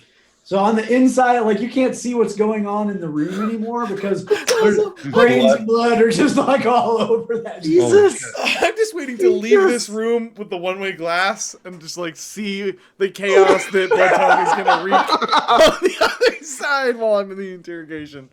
And now you get to act. Okay, so as he's doing this and kind of turns, Bloodtongue kind of hits him with his tail and grabs him and gets him, facing the other way, and he just goes with his claw to just try to quickly slit his throat. Okay, cool. So he's gonna make a claw attack there. Well, that's gonna be. Well, that's just a big old. Oh, I guess that's 14. 14. Wow, nice. 14. Well, because it's been a while, so it's 11 plus. No, I don't have that plus 3. That was a temporary note from Bless or whatever. It's 11. Yeah. It's 11. So 11 is a regular hit. So, if you were going for the claw, you do your damage. If you were going for the grab, you do a little bit of damage. So he's squirmed away from that. You've clawed him, and he does take shock off that. There is blood involved, and he is yelling. He's whatever. So in the room, like Cody, you and Nikita hear this gunshot, and the glass cracks, in the room, and she's getting up, whoa, what? I want to distract her for a moment, so I'm gonna kind of continue to fall down to my knees and kind of writhe. I want to keep my back away from her. Sure. So I don't want to as I'm crouching down and bending, for her to see that gun. It's like you were a student here or something. God, what? What did they do to you? Go ahead and give me a trick. And then I want to pull my gun and shoot her as a double action. Oh, okay. Yeah, as a double action. I gotcha. Okay, yeah. So there's that roll. So remember, it's one roll that'll right. apply to both. And they gets the -2 on both of those, right? Correct. Okay. So yeah, there's that. I'm gonna spend a possibility. Okay. Because I got that bonus possibility. Yeah, when you mark that. That did not roll. That was an 18. Let's try this again. Oh, that's better. Oh, even better. Okay, so I think you're trained in both. 33, 48. Now, I'm curious. If I get to glory here, will that count for the whole party? Glory is glory. It charges the zone. The whole zone, right? Okay, great. So I'll play a hero. Does anybody have a drama card? No, we're on combat. So there's no cards. You don't have your pool. Oh, that's right. Oh yeah, I got to play a card in my pool. I don't get one Remember that. automatically, do I? Damn. It doesn't matter. Okay, great. So 48. So yeah, that's gonna throw out mods.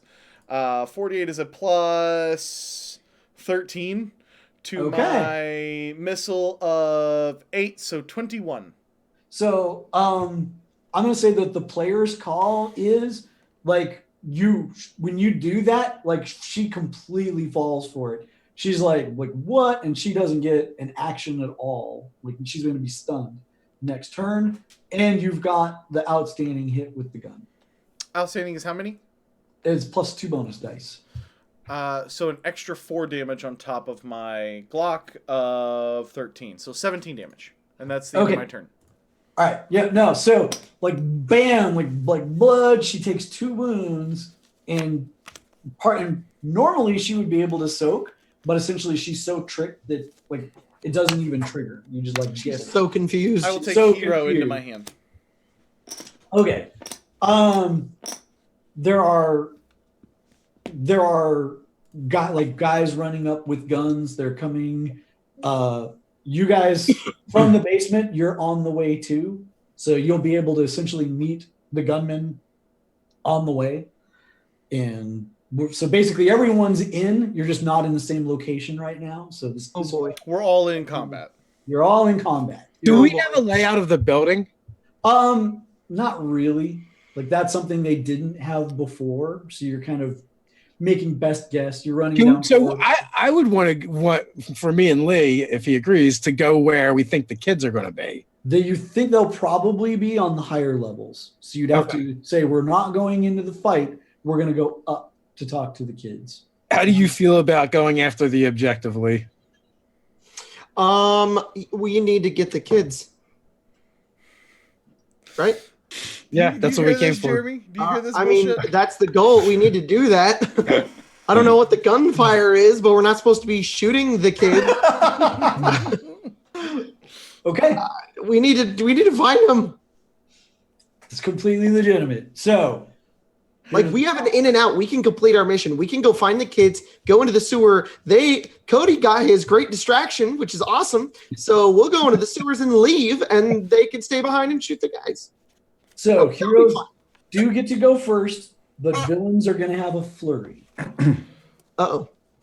That sounds bad. Well, can you describe Taunt what and a trick. reality rated foe is? A reality rated foe is a stormer, or basically a stormer. Okay, I got you. So I will note, even though she didn't soak because she was so like jacked, that Nikita is a stormer. She is a reality rated foe. Oh, okay. And what's the approved actions? Taunts and trick. It's just you and me, Jeremy. Blood Tongue is going to do a double action. Okay. He's going to he's going to pull out his spear, and he's going to simultaneously tell this captain to do his very best and come at him while blessing it, while praying internally to do to cast strike on the weapon. Love it. Nice. So good call. Real quick, Daryl. Yes. Because combat is engaged, do me and Jacob put cards in our hands? Yeah, last action you didn't because you weren't involved, but now this action you will. Okay, perfect. What was the approved action last round? It was intimidate, so basically. Okay, that was all. Okay, I'm sorry. Okay, so Blood Tongue's used the possibility there to roll twice, so that's +5. So the faith check is going to be a 20. Nice. So I assume that's outstanding. So his spear has +3. Put that sticky thing back. Yep. And then taunt, that's going to be an 11 for him. 11 on the taunts is a success. Would you like him to be vulnerable, or if vulnerable's bad because he'll recover from it before you go again? Okay, then yes, stymied. And I will play an adrenaline card into my pool, and I get a card, right? You do. Let me deal you that card. Let me deal you a card. Supporter. And actually, while you have the cards going, I'm going to play this leadership card. Okay. Just to ditch it, play 2 cards. Place 2 cards into other characters' pools. I only have 2 cards. One of them is Maelstrom, which sucks, and Adrenaline. So I'm just going to give these to Cody. Cody, you have a number 3 Adrenaline and a number 60 Maelstrom. Neat. But I get to refill my hand, which is empty right now. So I need 4 cards. What was the second number for Maelstrom? 60. 60 and 3. Gotcha. The other one.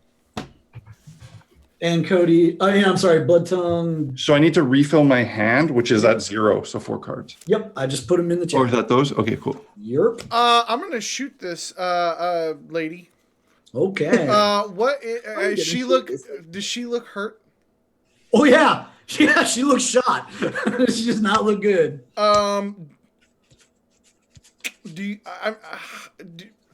I'm trying to figure out how hurt she would look if like the bonus die from Supremacy would make sense here. Yeah, so I'm gonna let you know. There's probably going to be other reality rated foes coming up. Yeah, I'm gonna hold it. So Supremacy might be overkill. Let's shoot her again, right in the face. Okay. Right in the face. Poor thing. That's not great. That is not great. Possibility. I'm just spinning them like I got them. So that's a 16. That's another outstanding hit. Well, no. 16 first. 16, which is a +3 onto my missile. So 11. That is a hit. Yeah, I will take just the hit. Okay. 13. So finally, she's actually going to soak on this one.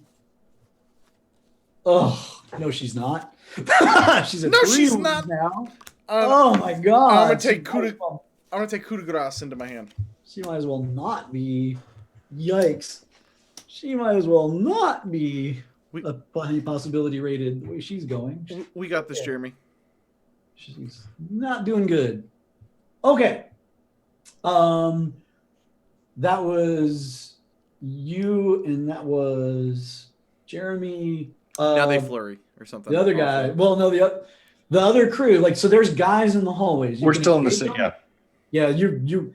So Torg and Marshall, you guys can engage some of the people in the hallway, or you can be like, "F it, I'm going up. Look, I'm staying on mission looking for the kids." If I think we could get by them, yeah, absolutely. Go. If you don't engage, you'll be able to get up to the level 2 without fighting anyone here. All right. I don't see why we wouldn't do that. Like, it's a perfect opportunity. It works. Oh, Cody, stop it. Awesome. Yep. So great. So you guys like you hear this gunfire and you literally hear like a door being kicked open and automatic fire bursting out. And you're like, no. Oh God! I hope you guys can't convince the kids to go with you. In Marshall's mind, he's just imagining like, yeah, they're doing their job. They're doing great. They're fighting the bad guys. And then he hears, bah, Torg shaking her head. They didn't have a minigun, did they? Listen, this is not the first time Marshall fucked off to save some kids. All right? All right? That is absolutely I have to save the children.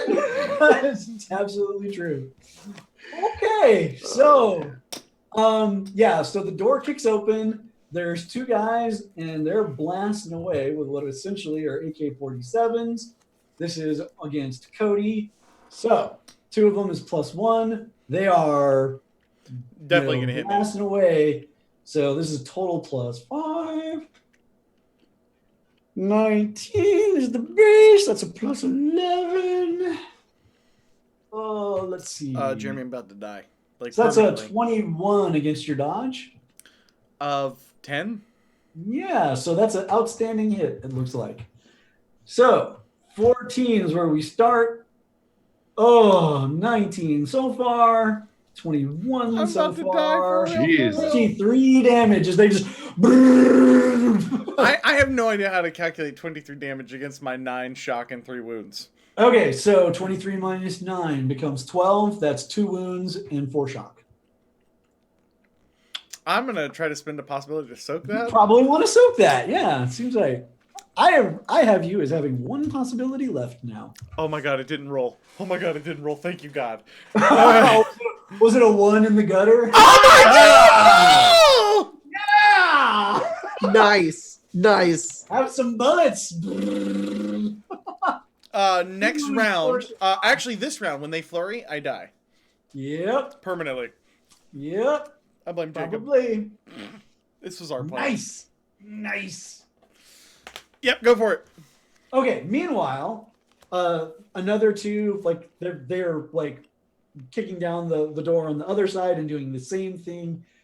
But first, the colonel is actually getting away. He's bounding away from you, Blood Tongue. So he is going to take a shot with his pistol. Pow, pow, pow. He's probably going to miss that. 10 minus 1. That's a 9 against your dodge. Nope. Oh, it's 11. Okay. So yeah, he misses and he becomes vulnerable as he like sees that door open and you see him just kind of smirk at you and he like rolls away, becoming vulnerable, disengaging, but he's not like at point blank with you. And the 2 guards are like, he killed the headmaster, gun him down. So +5. And the captain's like, yeah, he killed the headmaster. That was totally him. 11. That is a 15 against your dodge. Okay, so dodge 11. So that is a regular hit. No extra goodies. So 14 damage. What's your toughness? It is 11. So 2 shock. 2 shock. I mean, you're hit. Like bullets hurt, but you're a giant lizard man. You're like, whatever. It's cool. All right. Now the really tough part. The villain flurry goes off. So the 2 in the doorway just keep hammering away at CODY. Blam, blam, blam, blam, blam, blam, blam. Oh, I think you lucked out. 2, 6. So that is 8 against your dodge. My dodge is 10. Missed you. By that much. I love public rolls on stream games because it's so real in the moment. It's looking bad over there. Well, and the worst thing is the 1 to 2, because they're long bursting, that actually triggers the malfunction range on their AKs. So they're just like, but they're overheating their guns. Like, and you see like they're both having. I'm pretty sure it was effective the first few seconds though. Oh yeah, it definitely hurt. But that's not all that happens this round. Someone has kind of gotten her shit together a little bit, hopefully, and you feel that pressure. Oh no! I'm just a puppet for her. Oh, it explodes. Oh my god! It's over. Okay, so she's -3 because of her wounds, but 47. 47's a damn good start to this. So that's +13. That's 10. It's +13. I have a dodge of 10. So what's Go for glory, Daryl. Go for glory. What's your mind? My mind is less than my dodge is. It's an 8. Okay, so this is an outstanding hit. Yeah, that pressure on your brain is getting like really, really, really strong. And this goes against your let me make sure of that. Yeah, basic toughness. So your armor doesn't matter. So this is 10 plus. My unarmored defense is 9. It'll be just your strength, whatever your strength is. My strength is 8. So this does 23 damage versus 8. I will try to soak or die. Well, you're lucky. This is actually a non-lethal attack. But if you don't soak it, it is going to take you out. Even if you do soak it, unless you soak. All right, let's do it. Soak it. Soak it. Oh, it explodes. Oh, no. You could do this. 18, which is a simple plus 5. So, minus 5 plus my mind? No, it's reality.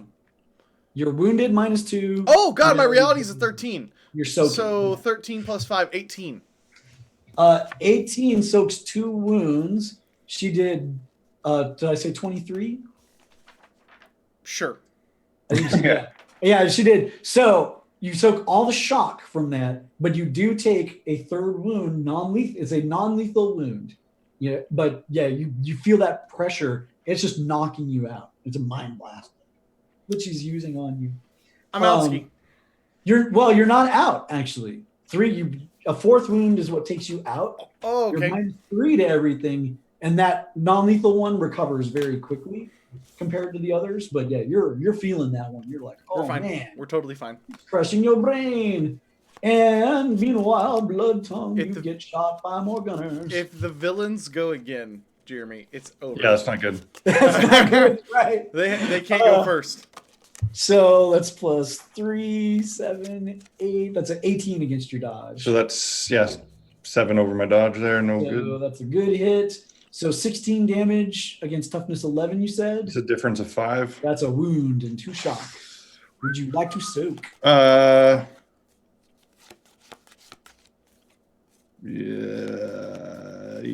I guess so. Yeah. Okay, roll it. You got 2 left. Yeah.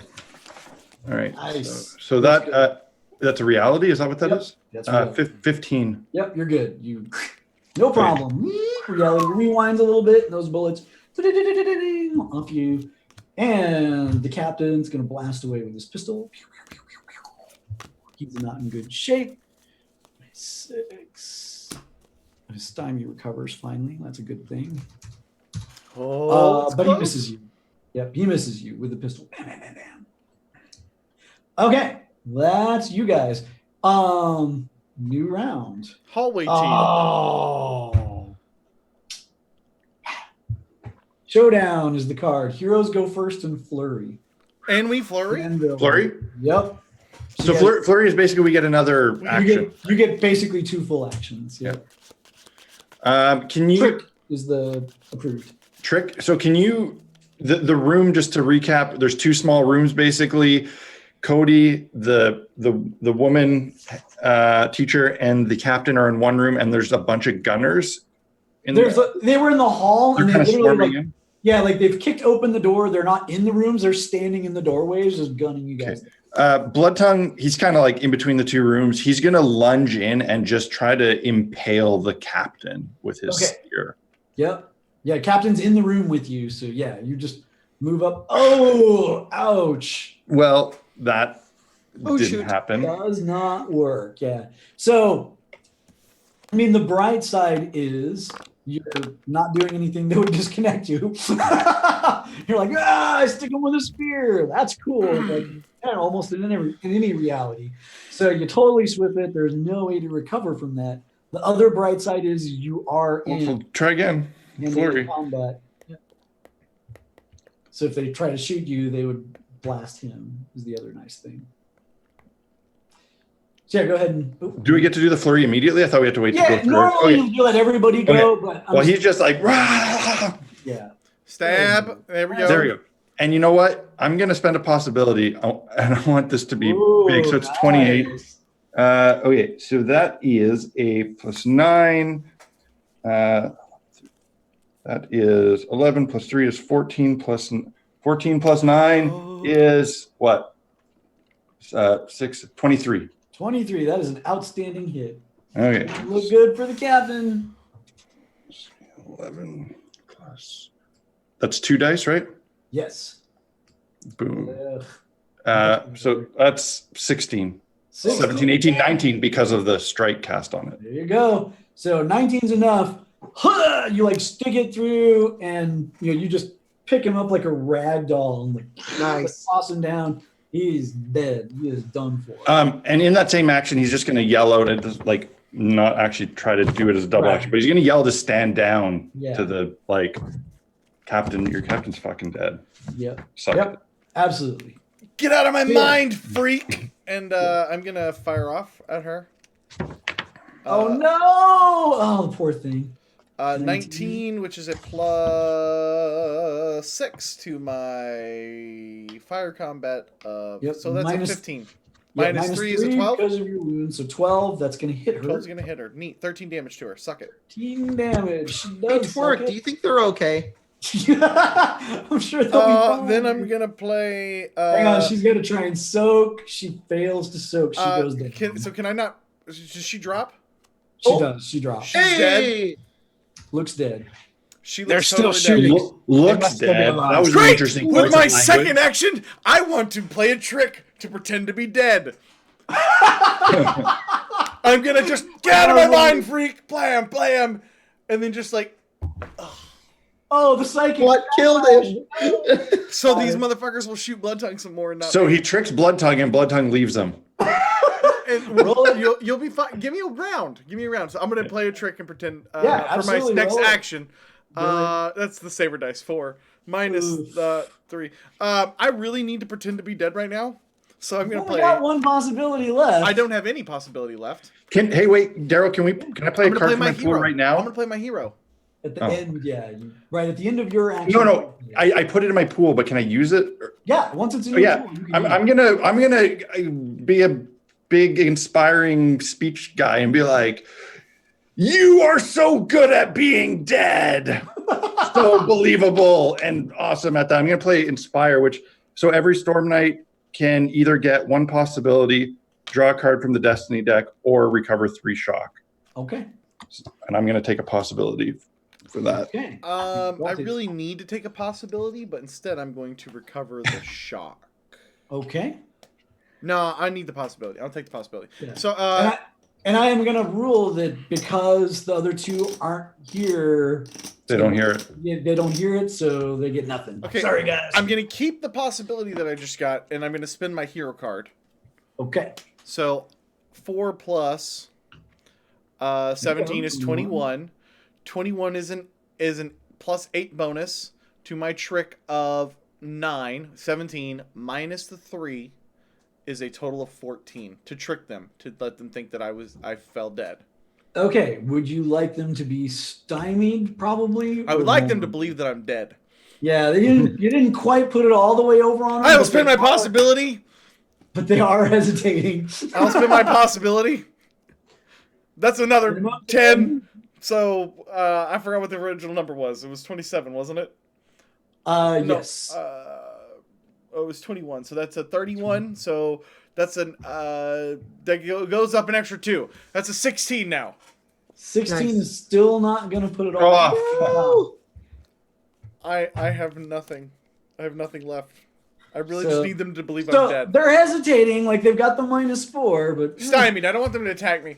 yeah. Stymied. So they're, and this is here's what's really sad. So they go, and we'll get to you guys upstairs in just a minute. So they go, they're stymied -4, but they're like, oh, and they clear their jams, like they cool their stuff off. And this is like, does he look dead? I don't know. I better shoot him to be sure, comrade. Do I get a card? Oh, You do get a card for that. For trick? Yes, you do. Drama is the card you get. Oh, neat. I Um, just need them to believe I'm dead. you're just like, please, just be dead. And then the other two in the hallway are gonna go ahead and take a shot at Blood Tongue, who just killed their captain, but they miss. Bam. Meanwhile, upstairs, you guys have reached the thing. Go ahead and give me a find roll, you two, to spot the kids. All right, I'll assist you. before I use the find roll, I want to use my salvage card. Okay. And it's got Yeah. Cody's character on it holding one of the ball sack things. That is in fact one of the ball sack things. Okay, so I tell you what, because we're really close to the session break, I'll tell you what you find next time. Oh, okay. But what I will also say is that, like, as part of that, where you find it is with the 4 psychic kids. Hey, Look combative. They look like they're viewing you as intruders, and you're both of you starting to feel that pressure on your mind. What do you do? I've got a plan. Oh yeah. I hope We'll do it now. Oh, okay. I thought we had to wait till next time. Oh, I want to intimidate. I want to intimidate whoever looks like who seems to be in charge, a leader. Okay, yeah, the tallest boy looks like be in charge. Do it. Okay. So, is there a difference between rolling and then spending a possibility? Nope. Okay. Basically, you get to see the result, then decide whether you want to spend. That is why. That is really bad. That's really bad because I cannot spend a possibility. Correct. So you're like, I'm in charge here, and you just like in your mind hear it. I knew. No, you're not. I knew that was going to happen. I walk in and I hold my hands up. Can I spend flurry? Start being all scary, and I'm like, okay, we're doing good cop, bad cop. Yes. So yes, go ahead and flurry. I will absolutely flurry. You're gonna flurry the kids? Oh yeah, and I'm going to try and intimidate again. So that didn't work. Switch to the axe. Diplomacy has failed. Oh, yes! Yes! Nice. So much yes! And the best part, I'm gonna rule on this one that even though this is technically you're not doing anything really that contradictory, but because you got like all this contradictory stuff on you, I'm gonna be a little bit mean and you disconnect. So like her armor starts like phasing out and she starts like warping and changing. And Okay. like it's starting to get messed up in here. All right, Marshall, go ahead. Now who's alone, Marshall? I hold up my hands. You got 4 psychics and nobody around you. Suck it hard. I hold up my hands. I put my gun down. I go towards the kids and I kneel and I say, hey, we're here to help.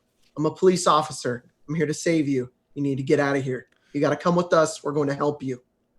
You know, take a possibility for that, Marshall Lee. Cool, Go thanks. ahead and roll me in persuasion. And then they blast your brains. Well, they And might. they're like, die, So cop! you get yet another one. I'm not going back. If I don't have it, it's just my charisma. It's Yeah? just your charisma, correct? Oh man, I'm not a very charismatic police Come on, officer. one. Um, Come on, one. I'm gonna use a possibility. Worse than bad, but easy come, easy go on those possibilities. Minimum 10, so 14. And I'm also going to use my drama and use that Ooh, as another nice. possibility. That's a good call. Fucking Minimum 18 10. through 3 rolls. No, but you got 10, so that's 24. Minimum 10. 24. Minimum 10. Okay, so We'll say 24. my charisma is a 6. So, all right. So, like Plus that's 6 plus 8, 14. So you're you're down there. You're like, hey, look, we're not here to hurt you. We're here to help or whatever. So like you can see objects in the room like starting to lift up off the ground and point towards both of you as Torg's like Oh god damn it! It's the Stranger Things kids. right, kind of, yeah, you know, and like again, a little trickle of blood from a nose. Yeah. But they're not attacking you yet, and then everything, like you start hearing air sirens outside. Uh-oh. Like air raid or storm sirens or something like. That was the ghoul attack. Well, and now you guys as Storm Knights, you feel like a rumble. Like it's not an audible rumble, but it's something that you can sense. And you've heard about this happening, but you've never been in the middle of it when it does. It's called an axiom wash. And what seems to have happened is someone has set up a Stella, and this entire area just became a dominant Tharkold zone. And an axiom wash is ripping across it, transforming everything as it rips across. So half the buildings, like we'll say conveniently, like there's a window here that you can look out and you can see it as it's rolling across. Some of the buildings on the skyline, especially like the famous ones, they remain the same. But everything else, it's turning into those post-apocalyptic versions of the buildings. Like there's barricades going up, and there's barbed wire and steel girders. Oh, shoot. And you can see fires starting to light in different places, and people screaming and riots starting. and you feel that onrush of this. It's Tharkold here. Someone just invaded this place. And it washes across you. And the kids look not just a little bit freaked out when it happens. And that's what. Oh, go ahead. No, go. No, and that's where we'll go ahead and wrap it. All right, cool. I can't handle this, Daryl. Awesome. It's gonna be fine. It's fine. It'll be fine. I saved the kids, guys. They haven't impaled us with furniture. Whether or not I have my internet or not, I still saved the kids. We had a chat with Daryl before this. He was like, so yeah, I think the story arc's kind of coming to a climax and maybe a finish, and it may finish, in a couple of sessions. So maybe the last session we'll just do like a chat or something. I think we're probably just gonna do a chat because everybody's gonna be dead. We'll see what happens. I mean, we'll see what happens. There's a lot to come. There's a few more surprises left. I feel like every time we do one of these cliffhangers, I feel like it's like the old school 90s Dragon Ball Z. Tune in next time on Dragon Ball. Like still charging our abilities. I thought we still had this, Jacob, with the friggin' dice. They hate me so much. I mean, you weren't wrong. Your tactics were good on that. There's just some days the dice know. Dice know. Like, nope, we're not gonna make it this easy. No. I was like, I just need to intimidate one of them, and we can take them out of here. Yep, that is absolutely. Hey, Jeremy, I have an idea. Let's just tell them. Let's ditch them. Let's leave. Let's just leave and start a farm in Eastern Russia. Just Cody. Start a potato farm. Just Cody and Blood Tongue. Collective. Were you rolling this dice today? Potatoes and kangaroos. Yeah.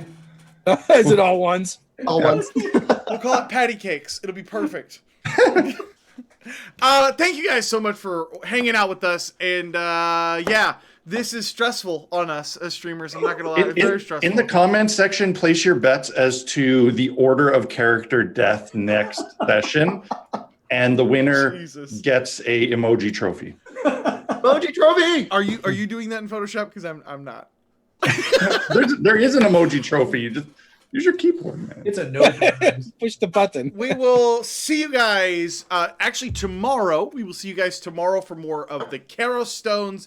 And other than that, we will be back on next Tuesday. I think, right? Everything is still good, Daryl, for next Tuesday? Everything's good. So hopefully next Tuesday we'll be able to tell people that the backer kit part of the Kickstarter is open. So if you missed the Kickstarter, you'll be able to jump in late on that. Perfect. So we love your faces. Follow the Saber Dice Over thing on Twitter to keep up with the show. And we will catch you guys next time.